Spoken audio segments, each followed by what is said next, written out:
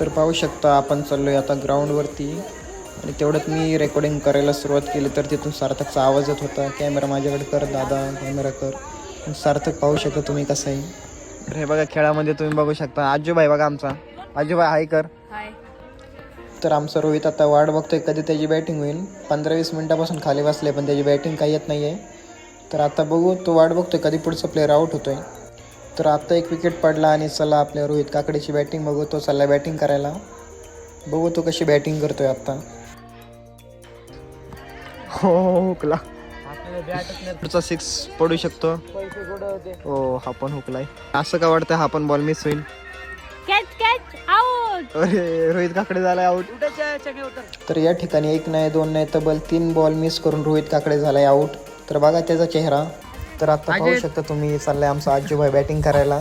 तर त्यालाच माहीत नाही बॅटिंग करायला कुठं जायचं पुढं का पाठीमागं. आणि आता बघू त्याची बॅटिंग. हो पहिलाच बॉल मिस झाला त्याच्याकडून. गबरू आलाय खेळायला. गबरू अरे बबलूने पकडला गबरूला. आता मी आलो फिल्डिंगला. तर आता फिल्डिंगला तर मला काही फिल्डिंग वगैरे काही जमत नाही. तरी पाहू आता मॅच आपण जिंकतोय का हरतोय. तुम्ही बघू शकता मॅच जिंकले. छगनू मॅच कोण जिंकले. अरे ते जिंकले तुम्ही जिंकला गबरू कसा आला. सो गाईज आम्हाला आता करायची उद्याची रायगडची प्लॅनिंग. तर हे बघा आमचे आयडेंटिटी कार्ड. आणि आता आयडेंटिटी कार्डला आम्हाला लावायचे फोटोज.